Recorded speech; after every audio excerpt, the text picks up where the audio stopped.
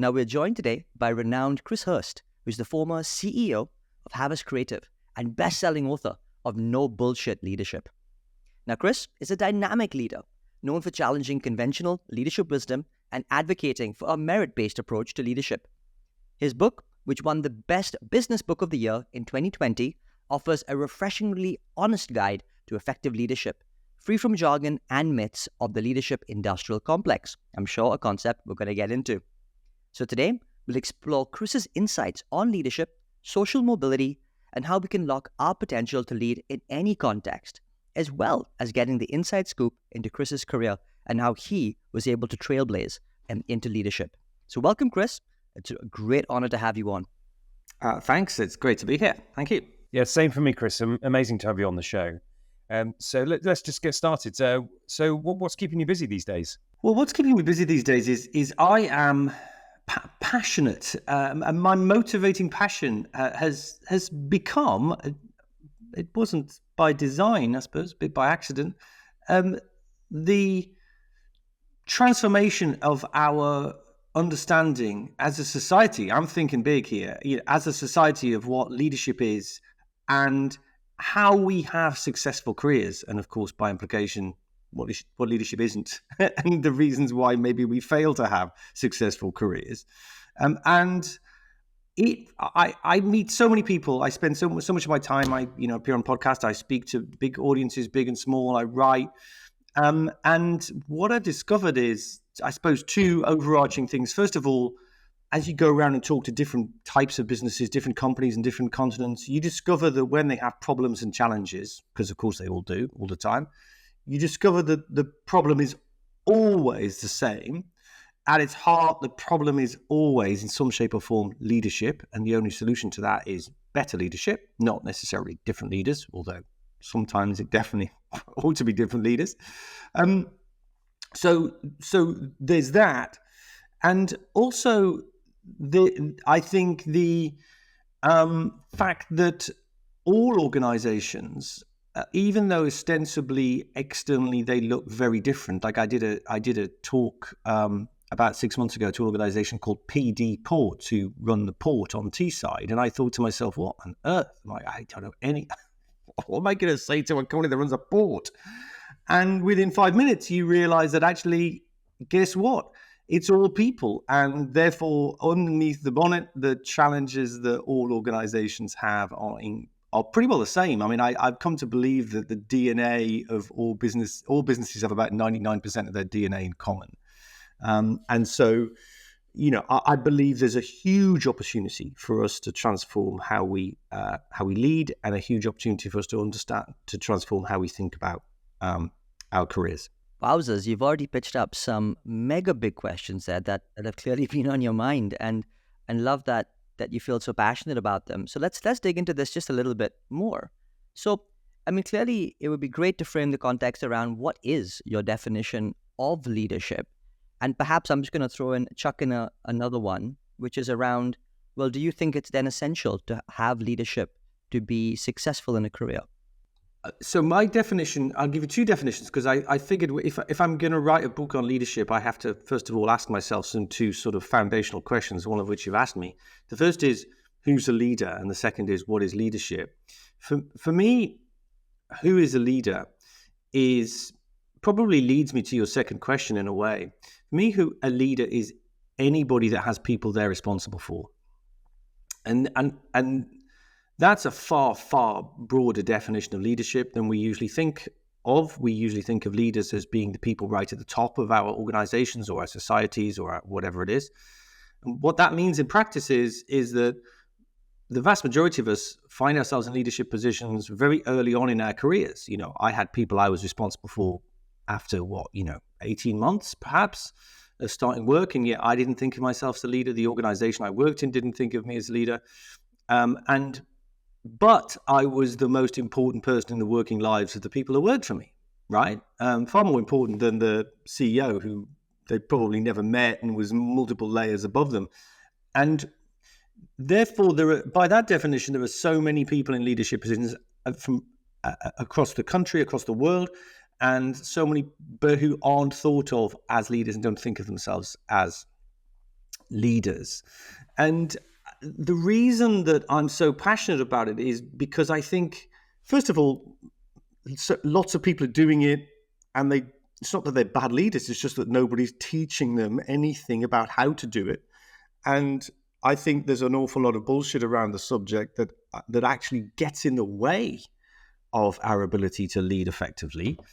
So, for example, I'll give you one example. The concept of a leadership type. I don't think there's any such thing as a leadership type. I think that is a very disempowering idea. That says it's not about you. It's something you're born with, and if you're not born with it, tough.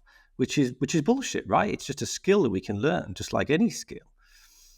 And I think the reason that certainly if we're serious about our careers, whatever career that is, whether we want to be an entrepreneur, whether we work in a big corporate, wherever it is, one way of thinking about leadership is I think it's about taking control. It's about being able to control the factors that are within our power and using those to get to where we want to get to. And certainly once you have people that you're responsible for, the primary driver of your career success will be your ability to create an environment where you and those people can achieve things they wouldn't otherwise achieve. And that's what leadership is. You remind me of somebody who actually is coming on the show soon, Greg Levine from Vitality, who talks about creating the conditions for success. I also like your broader definition of leadership. And that also reminds me, I was at Mars for a decade back in the day. And the narrative there was that the primary responsibility of leaders was to build leaders. And it kind of, again, pushed it down to it's not just at the mid-end of your career. It's not just with seniority. So fascinating, as Richie said, wowzers, we're into it. So what's the trail of breadcrumbs that got you so curious about leadership? How did it kind of initiate with you? So I in my early 30s, I'll try and keep this brief, but in my early 30s, I was appointed as a managing director of a dreadful, terrible, dying ad agency that actually had Mars as a big client. There you go. And it was a terrible dog of a business, and I was appointed with about three other colleagues working for a very charismatic CEO. And the short version of it is we thought that, hey, we're all pretty good. Yeah, I look around. Yeah, this is going to be no problem. Nobody's ever really tried properly. We're going to smash this, then we'll move on to something else. Nemesis follows hubris. It was a total calamity. Within about a year, I was pretty well the only one of that group left. 6 years later, I'm still there. I'm still the manager. I'm still the number two to a succession of CEOs. I'm repeatedly passed over. I've been hired as part of the solution. If you're still there and the business is still a dog of a business, you're not part of the solution anymore. You're part of the problem. And I was, with some justification, convinced that, I'd kind of screwed my career. And was lost, didn't know where to turn, didn't know where to go. And I managed to persuade them that they should send me to the AMP program at Harvard Business School, which they did. So that's pretty lucky. And that changed my life. And there's no question about that. And I think part of that is because of the timing of it. But the reason it changed my life is it separated me from my career, my friends, my family. It was 8 weeks of total immersion in Boston. And I remember walking into the classroom and thinking I could be anybody in this room. I'm not Chris who screwed his career, who's, the number two of a failing business. I could just be anybody. And it was a very amazingly liberating feeling. And I remember it very well. And this idea that all this baggage we have is just stories in our head. They're just stories we tell ourselves. And even when we know that, it's very difficult to free ourselves from them. And that gave me an opportunity to free myself from them. And I came back and I got lucky. Did I make my own luck or not? I don't know. But I suddenly got made CEO of this business. And so I was a sort of a new person. And I was in this job that I'd been wanting for, 7 or 8 years. But I remember finding myself standing in front of this group of 200 people looking at me And I was the latest in a long line who'd stood up and said, it's all going to be brilliant, the future, follow me. And you could see people going, yeah, whatever. And I do clearly remember thinking, I don't really know what am I going to do? What are we going to do in order to fix this? And I asked myself a question that I think is a great question that I think all leaders should ask, which is a really obvious question, which is why? Why are we a shitty business? We've got competitors up the road who are really, really, really good, and they are just buildings with people in them. We are just a building with people in it. Why is their building with people in it outperforming ours? And the only answer I ever got to for that was talent and culture. And so I figured, well, if those are the only things that are the difference, they therefore must be the things that we, in some shape or form, need to pretty exclusively focus on. And I think that's ultimately, some of this is post-rationalized inevitably, but ultimately that's what leaders do. Chris, I tell you, that's some incredible insights right there shared. I love some of those turn of phrases. Nemesis follows hubris. Baggage is the stories that baggage is stories which are in our heads. And I'm sure we're going to come on to some of those key strands around how would you foster talent and culture to go from one shitty business to creating something remarkable.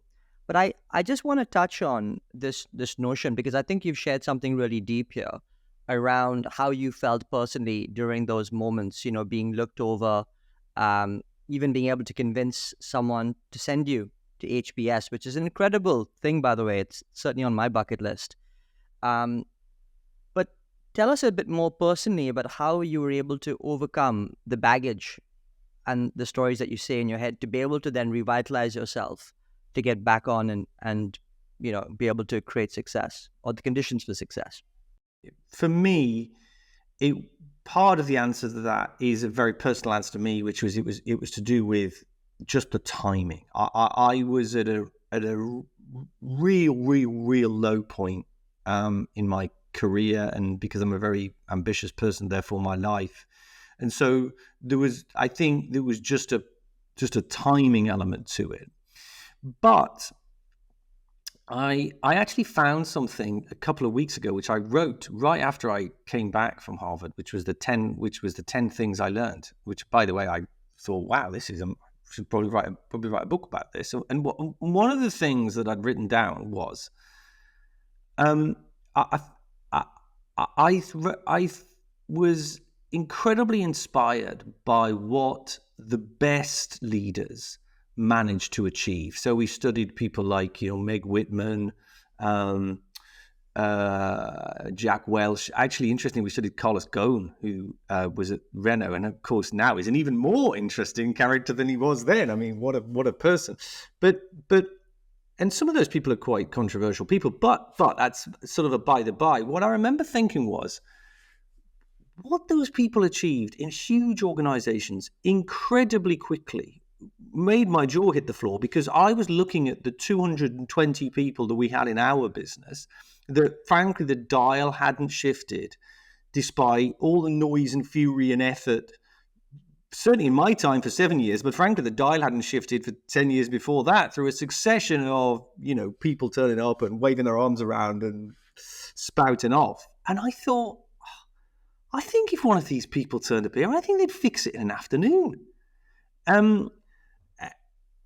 And whether that's true or not, I found it really inspiring. I thought, you know what? I really think they would fix this, and I think they'd fix it quickly, or at the very least, it would feel different. You'd feel their presence. You'd feel them here. You'd know what they were trying to do. And I looked at what we'd done, and I said, does anybody feel our presence? Are we really making any impact or any note on this place at all, other than holding the title and holding it, and spouting off? And I think that was probably the single most motivating thought that I had, that it was possible and the best people would be able to do it. And I couldn't see anything that those people had. I'm not saying that I'm not comparing myself with Jack Welch, but I'm saying they're not superhumans. They're just people like the rest of us, right? And there'd be things we can learn from them, and we should. You're ambitious. You think big. You could see it was possible. You got through the low point. What did you do? Probably with hindsight, people love talking about failures, right? People make whole careers writing books and stuff about failures. And I always think that, and they're great, we like hearing redemption stories and all that sort of stuff. But I always think when it's happening to you, we all have to fail to succeed. But when it's happening to you in the moment, it's absolutely horrible, right? I mean, it's not you don't sit there and think, I'm going to get a great anecdote out of this one day. It's horrendous. And what I remember thinking was, I think the only other weapon or tool I had in my toolbox when I stood up in front of that company and looked at everybody and everybody looked at me, I was determined. I didn't really know what we were definitely going to do, but I knew what we weren't going to do. And the only other tool I had in my toolbox was the 6 years of failure. And I remember very clearly, and I said it out loud and I said it repeatedly, well, one thing we know for certain is we're not going to make the same mistakes that I have made and I've seen others make for the past 7 years while I've been in this company. We're definitely going to make mistakes, and there's no question about that, but we're going to make mistakes all of our own. And so I had a pretty clear map of what we weren't going to do. And I had a pretty clear idea around the urgency was king. We had to create. We may not know exactly how we're going to get there, but we're going to make it feel very different very quickly. That was the sort of start point. I think ultimately what we did was we first of all, I think businesses are all about teams. It's really important that I say that. I'll correct me if I ever don't, but when I talk about the businesses I run, I'll say we, because I think that, and I'm not saying this because I'm like such a nice guy, I really believe it. I believe that the basic unit of an organization is not the individual, it's the team. The team is the basic building block of every organization. And therefore, that's another reason why leadership matters so much, because the team performance is driven by leaders. That full stop. And so we had a team. The first thing, and perhaps the most important thing, and the thing I believe most strongly, if you are going to succeed in running a business, is you need to get your team right. Your team, the people that are around you, they have to be the right people. And not only do they have to be the right individuals, you have to build a team for them to succeed. And that, I believe, matters at every point in your career. If you're going to succeed at anything, you have to build an effective team, and that applies at the top of the organization as well. If you don't build a successful team at the top of the organization, you're going to struggle. And I think that applies tenfold if you're leading a real turnaround job. Ours was a turnaround task. So therefore, the first and most important and most potent thing we could do would build a powerful team at the top of the organization. And that was the number one thing that I'd seen not be done in the preceding 7 years. So I said, we have to treat ourselves like our most important client. The first thing we have to do is we have to make this team work. If this team works, we've got a fighting chance of succeeding, because most of our competitors, they don't have great teams at the top of their organizations either.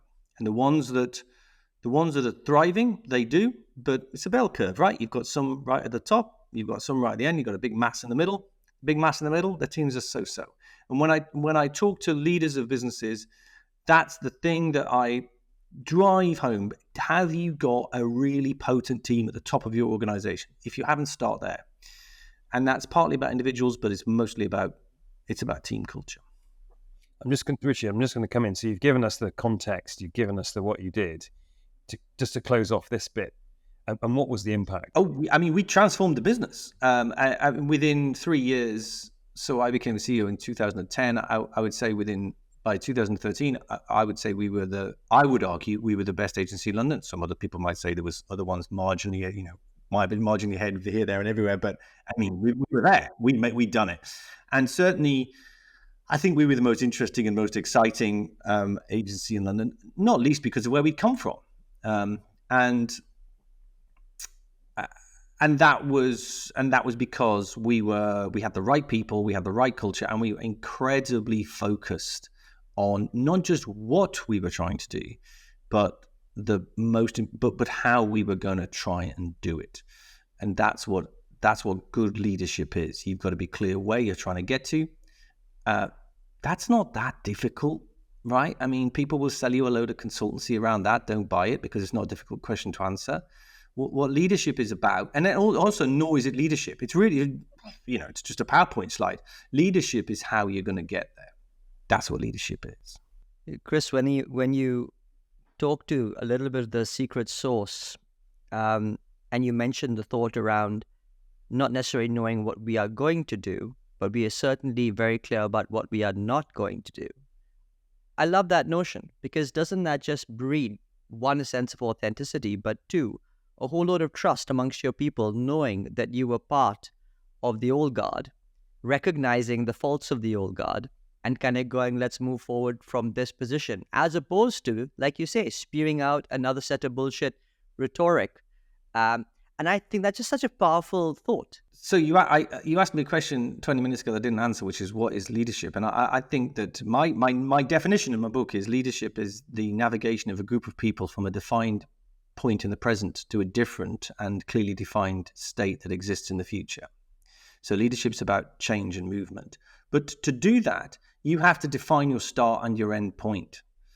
And to your observation there, when I think about those 2 points, start and end, I always think start point, that's about honesty. You can't fix a problem if you're not clear what that problem is. And an awful lot of organizations, frankly, you could make this a societal level point if you want. You're not going to fix the problems in society if you're not honest with yourself about what those problems really are. You're not going to fix the problem in your team if you're not honest about what that problem really is. And it seems obvious, but sometimes in organizations, it's quite difficult to be honest. There's all sorts of reasons why people might not be honest about what the real issues are. But if you're not, and that's again a cultural point, one of the challenges that leaders have sometimes is they don't find it comfortable to be honest. They like to retreat behind business bingo bullshit. But if you're not being honest, you're not going to fix it. And then when you think about your end point, I think it's about ambition. So we have honesty and ambition, honesty at the start point. And I always say, well, look, why not just be unreasonably ambitious? Because if you aim to be the best, it forces you to think about transformational solutions, not incremental solutions, very often, unless you already aren't the best, but most organizations aren't. And even if you slightly fall short, I still think you're going to get an awful lot further than if you just look to nudge forwards. So I think we've had some inkling into No Bullshit Leadership, your book. Tell us a bit more. What's the bullshit? I think the bullshit. I think there's lots of it, but I think a lot of the bullshit is.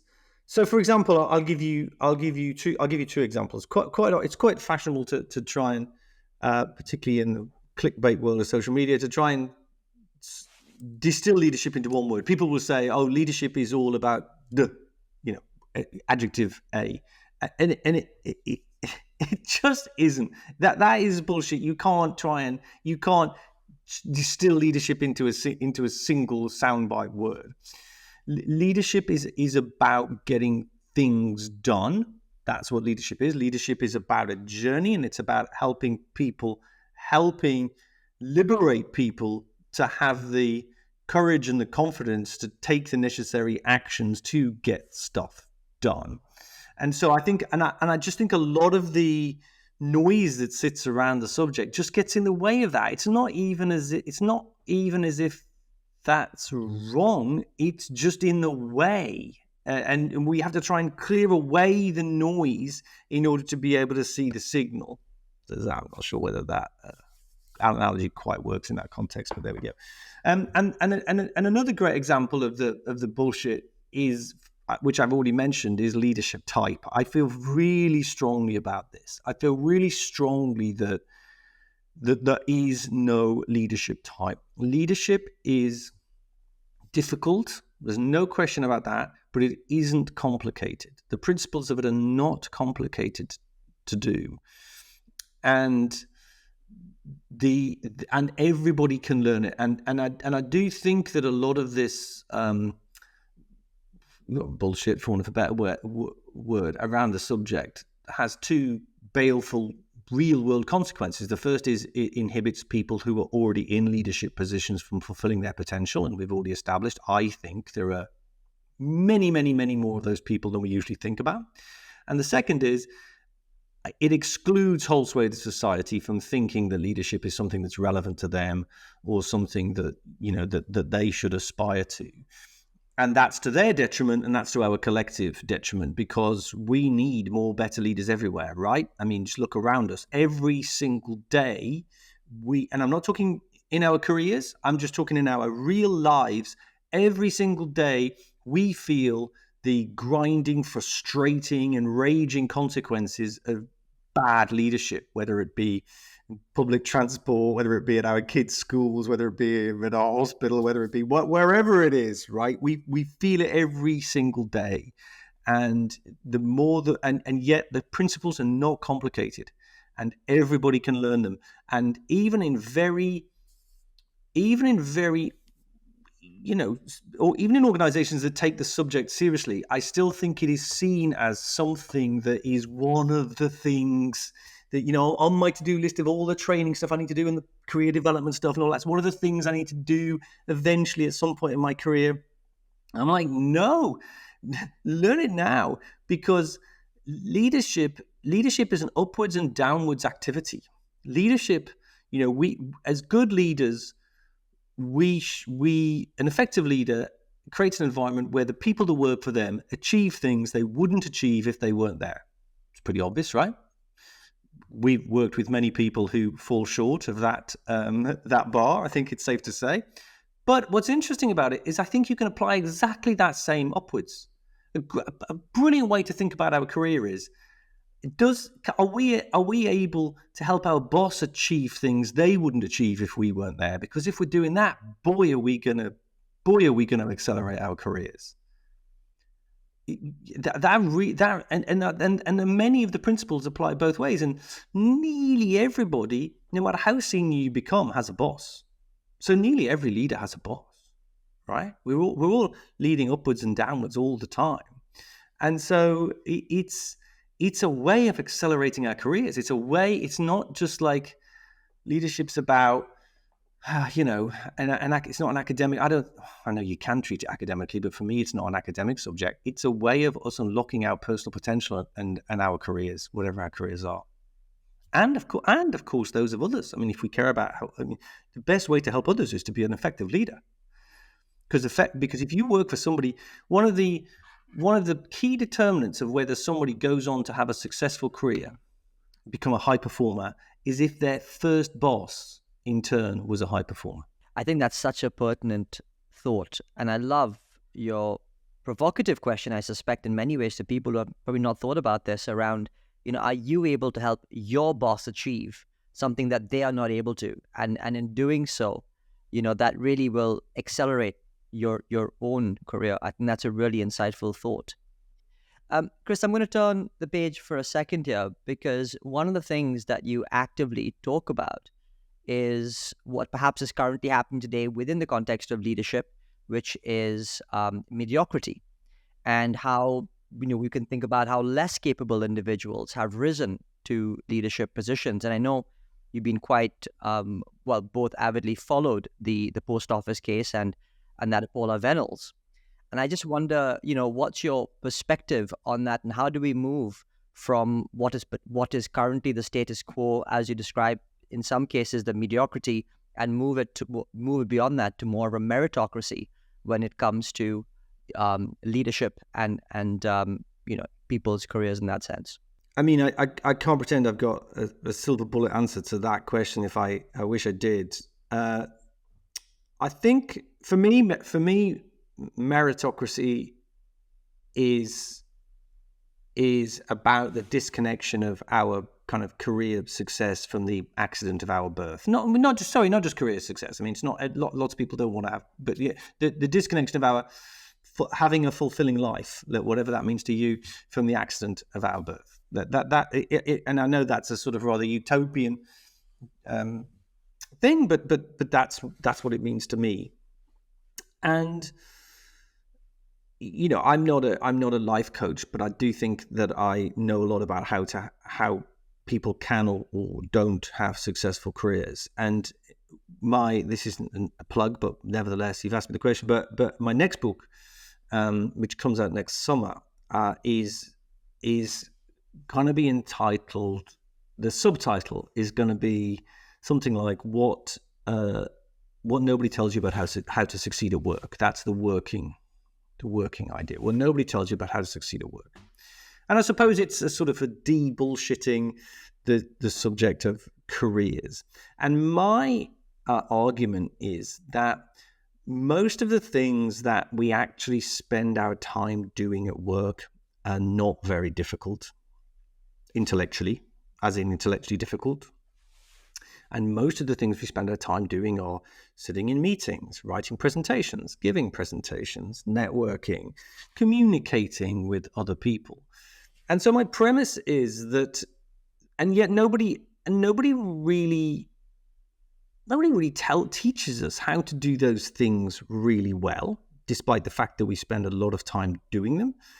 And if you want to get on, learn to do those things well. So my answer to the sort of meritocracy question is actually there's a lot of, you can be really, really successful and really accelerate your career by being good. There's this great phrase, we talked about rugby at the start before we came on air. There's a great phrase that I think comes from the All Blacks, which is be world class at the things that require no talent, which I love, because most of what we spend our time doing at work actually doesn't require much talent. That doesn't mean that it's done very well often. So my premise is you can really, really succeed and have a fantastic, successful career if you really understand the things that can drive that success. And you can learn to be good at a whole load of things that by and large are done badly. Most meetings are run badly. Most organizations don't communicate very effectively. Most people don't present very well. Most people don't write very good presentations. Careers are a competitive environment. You are competing against other people to progress. I think of it as like musical chairs, okay? When you go to a kid's party, there's 40 kids and there's 39 chairs. At the start, the kids intuitively get the odds. There's not much fighting when there's 39 chairs and 40 kids, because the kids intuitively think, what, the chances are I'm going to get a seat. And the chances are they are. But by the time you get down to 4 kids and 3 chairs, so one in 4 is losing out. And the fighting starts. And whether you like it or not, that's what a career is like. Okay, the number of seats reduces the further up you go, so it's competitive. If you get a pay rise, somebody else isn't. If you're getting promoted, somebody else isn't. And so these are skills that will enable you to progress more quickly if you learn them, because you will be better at the things that you spend most of your time doing. And virtually every job, I mean, we're all a mix of aptitude and attitude, right? Our skills and how we go about doing them. And I fundamentally believe that attitude is the driver of our success. Can you be the person that when you walk in a room, it warms up the room? When you walk in the room, people in the room think that, oh, such and such is here. That means we're going to be a bit closer to solving it. When you leave the room, do people wish you were still in the room? If you're those aren't, when we sit and, which we all do, when we sit and talk about our colleagues, having a coffee, having a bitch about somebody, or whatever it is, or the opposite, or saying how much we like somebody, we talk about who they are as people. You know, we sit and say, oh God, such and such is, oh, they, you know, we talk about their personality. You know, we don't sit around and go, oh God, they're such a rubbish salesman, or they're such a rubbish account manager. We sit and go, oh, they're great, or they're a dick, or I love being around them, or oh, they really piss me off. And those are the things we value in our colleagues. Those are the people that we want around us. And we're just not told this stuff at work. Certainly, we're not told it at the early stages of our career. And the early stages matter. I think this is going to be a really good book, frankly. Some really straight talking. I love that analogy of the musical chairs. Even at the age of 4, kids get odds, particularly as it gets more intense. But yeah, the thought that actually at a task level being great actually does matter. I'm just going to rewind a tiny bit. You talked about the importance of a first boss. So I'll give Richie that opportunity as well. But my shout out to Paul Bartlett, who was my first proper boss at Mars and taught me so much. Lovely guy. So just to link to that, I mean, not necessarily first boss, but who has helped to shape you through those early years and maybe subsequently? Well, I remember my first boss. It was a lady called Anna Gorman, and I found her terrifying. I don't know whether she was or wasn't, but I certainly found her that. But she was fantastic.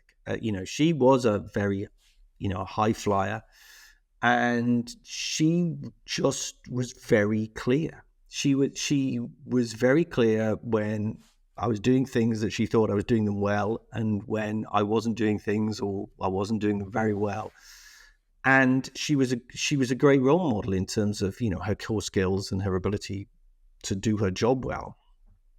And I've had lots of bosses, some memorable, some I've probably completely forgotten about, but she, despite all the others in between, she really stays with me. And honestly, I think that we need that throughout our careers, somebody who is really clear with you about what they want from you, and when and how close you are to delivering against that ideal, because of course at different times we all have ups and downs, right?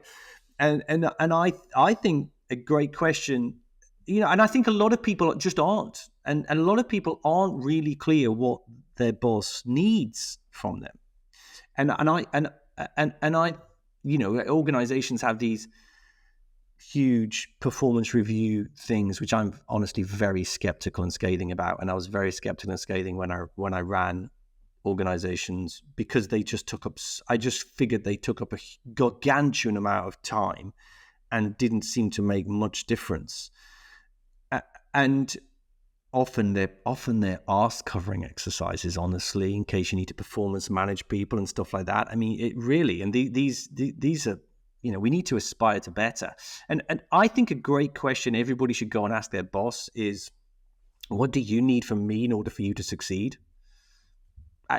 It's a clarifying question. If we all knew that, we'd know exactly how to spend our time.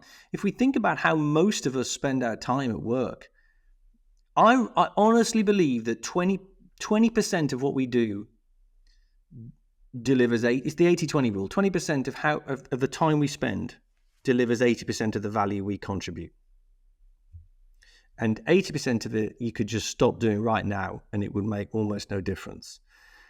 And first of all, that means we could all go home a bit earlier. But just imagine if that 20% expanded to 40, and if we go and ask our boss that question, that's just such a clarifying answer.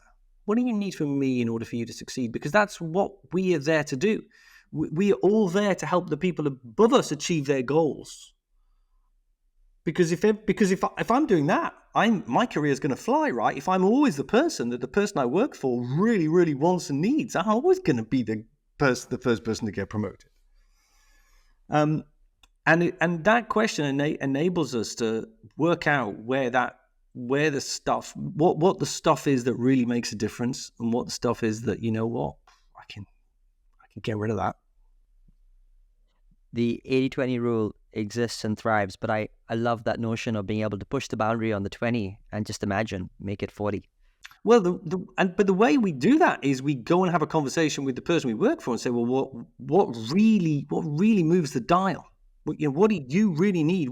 When I'm being most useful, what am I doing? Absolutely. And do it over coffee, all right? And that's better than a performance review, as far as I'm concerned. We're coming on to the end of the segment, and perhaps I'll pitch out the last question. And I just, you mentioned this a few times, in how you transformed that organization was through people and the ability to put the right people in the right places. I think that was fundamental. But also the notion that leadership is a technique and skill that can be learned. And I just wonder, in some respects, and in fact, you alluded to the fact that, if you're not having the right people in the right places, maybe you need to change those people. And I guess to some extent, I just wanted to get your balance and consideration around, well, can we, if you've got people in situ right now who you do not feel maybe the right people, to what extent do you believe that the skill can be learned and upskilled? So spend time developing those individuals versus kind of going, hey, hands up, we may not have got the right people in the right places. It's time for a change. And I just wonder, what's the balance between the two? That's a big question. First of all, Jack Welch, who we mentioned earlier, who was the CEO of General Electric when it was the biggest company in the world, and he has quite a formidable, let's say, that reputation, quite a controversial figure. I once mentioned him somewhere on a podcast, and I got so much hate from people. Anyway, there we go. So maybe you're going to get loads of haters because I mentioned him again. And he drew a grid, and it's quite difficult to describe a grid on a podcast, but basically this grid had 4 boxes in it. And along the bottom was gets us, doesn't get us. And along the side was delivers results, doesn't deliver results. And he said, I can divide my people into these 4 boxes. So gets us, delivers results, top right-hand corner, sky's the limit. Doesn't get us, doesn't deliver results. I'm going to fire those people. This is not that controversial. And then I've got the other 2 boxes. And he said, people that get us, and that's a measure of culture. Okay, so people that get us, but don't deliver results, I'm going to coach those people, which, given his reputation, is surprising because he's seen as this hard-nosed money man. And then he said, so what do I do with the people that deliver results but don't get us? So people that deliver results but won't or can't fit with the culture. And he said, everywhere in the world, our organizations only started to change when we fired those people. And I think I share that chart with people quite a lot, and it's one of the most photographed charts that I share. And I think it's one of the most photographed charts because we all, in every organization, know those people, right? And what he's saying is, he's not saying I'm doing that because I'm like a nice touchy-feely guy. He wasn't. He's saying culture makes us money. He's saying that culture is only as strong as its weakest link. And if I've got people that are seen to be able to behave however they like, because there's some short-term financial gain or whatever it is for doing that, then nobody else is going to, then the culture collapses. And it's the culture that's going to drive our businesses forward. So by removing those people, I strengthen my culture and I ultimately have stronger businesses. That's his argument. So the reason I share that is not to say that everybody should go and fire people. The reason to share that is because I think I agree with him that culture is absolutely the driving force of any team and any organization. But what culture does, though, is it shapes, everywhere has a culture. Every team, sports teams, hospital, schools, advertising agencies, pet food manufacturers. A lot of organizations, though, have no real idea what the actual culture is. They have some things they put on their website, but that's it's often irrelevant. They don't know what the real culture is. And what culture does is it shapes all of our behaviors. Culture shapes how we make decisions. It shapes how we talk to our colleagues. It shapes how we deal with problems, how we deal with conflict. And the way we approach those things is shaped by the culture that we are in.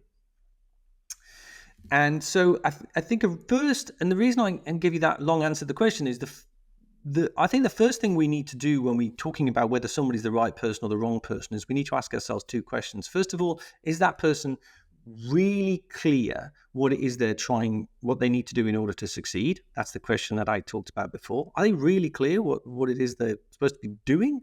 Often people aren't.